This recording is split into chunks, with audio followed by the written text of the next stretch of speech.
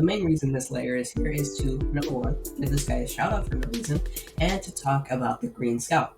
The Green Scout has joked a lot about the TDS community because it's stated to make the Scout even stronger, even though skins are purely for cosmetics. However, I will neither confirm nor deny these allegations.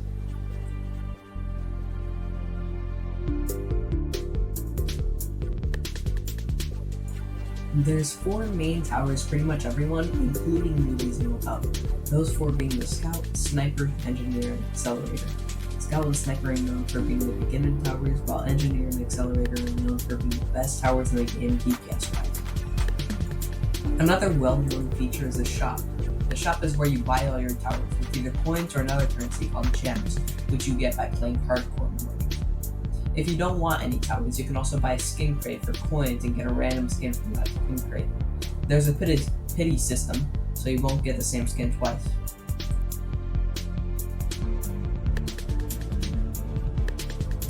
TDS isn't a game that reveals too much about its lore. However, a few updates ago, we got the intermediate mode. In this mode, the commander tells us how the zombie infection started, and that it was because of this man you're currently looking at, Patient Zero. However, nobody really cares about what the commander has to say, so I had to tell it to you directly. I think more modes should do this, revealing lore about the game itself.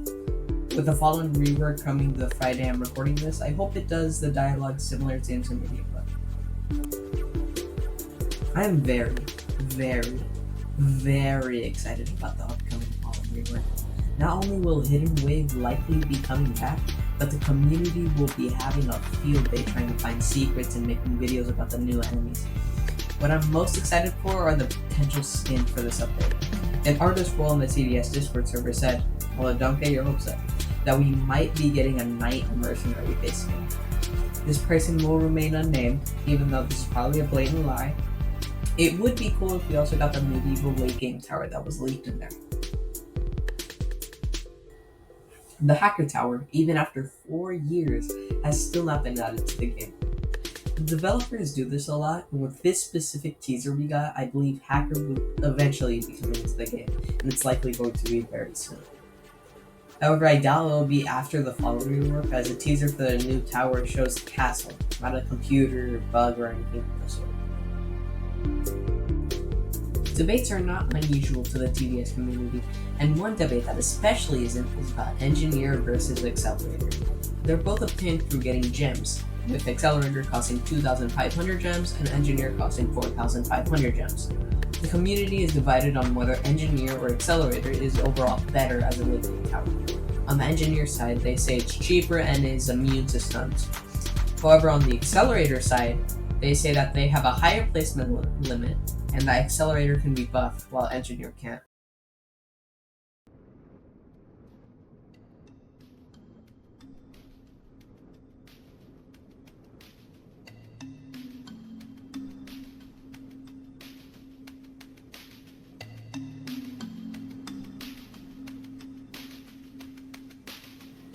In version 1.22, on May 18th, the Brawler Tower was released. A few months prior, developer Jace posted this image. Both of them looked oddly similar. However, this post was never elaborated on. My assumption is that this was either a previous model of Brawler, one of Brawler's abilities where he would build sentries like Engineer, or a possible Engineer rework in the works.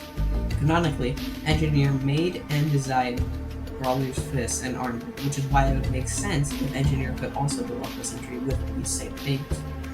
However, there have not been enough leaks to actually back up this theory. The Awakened Fallen King, also known as Error Buster Fallen King, was an enemy that could only be spawned in through commands. Over more sightings, the health bar has been seen changing, one from about 190,000 and another to about 210,000. We have not seen any mention of this from the developers, nor have we gotten any leaks except this badge being updated 4 days ago as of the time I'm recording this. A developer for TDS, who I assume to be Raz, posted this picture on July 22nd, 2022. There's been no follow-up to this either, and I couldn't find anything related to it even after reverse image searching this. I don't believe this has ever been talked about in the community or even by YouTubers. It appears to be an R15, so I doubt it would be tower related. But then why post it in the proper speech channel? Medic is a really good and underrated tower. It heals your towers and heals your base when you leave behind. However, we also got the Shredder tower after Medic. The one tower we have not gotten is the Mine, which was in this wall all the way from 2019. The Mine would have functioned like Farm, except instead of wave-based, it would give money over time. We have not seen any concepts of this Mine except in this image, and likely will not be getting any anytime soon.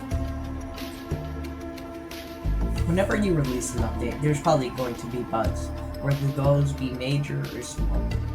This update, however, was ridden with bugs, even after the live count ended.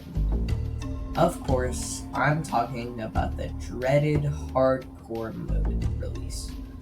Hundreds of thousands of players flocked to the game for the release of a brand new hard game mode, and when the timer ended, all they got was a black screen. The developers obviously rushed to fix this, and they eventually did. However, even after this, the game mode itself still had bugs, like 2 Void Reapers spawning. It does bring up a few questions though. Why did the both of them appear? Wasn't the actual live event delayed, meaning they could have bug tested more? Was this on purpose or not? The 2024 July 4th event was hyped up a lot. People were promised multiple July 4th skins in the event, and they were expecting a battle pass or an entire skin crate dedicated to it. The hype died down quickly after they realized that the long-awaited event just gave a singular skin. To add salt to injury, this singular skin was added to the deluxe crate, a crate you could only get through codes, of which were already expired, beating hardcore mode, and, of course, buying with Roblox.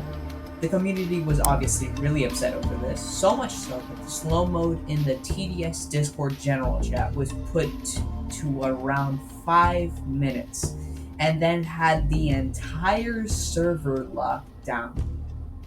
This was a huge controversy, with multiple creators making videos on it. What even was this skin in the first place, though? It was the Patriotic Commander, a skin that specifically made fun of a specific group of people, those being Americans. This is the only skin in the game to be stereotypical, and hopefully will be the only skin in the game to ever be stereotypical. The absolute greatest controversy that TDS has ever had, that nobody has ever covered, at least to my knowledge. The fact that TDS broke a Geneva Convention. What am I talking about? Am I going crazy? How? How could TDS possibly break a Geneva Convention? It's a children's game. I know exactly what I'm talking about. The thing that I'm talking about is the Liberator Mercenary base skin, and the field medic for that skin having a red cross on its shoulder. If you didn't know, unlawfully using the red cross emblem is a violation of the Geneva Convention, which is why so many games like Stardew Valley have taken the red cross down.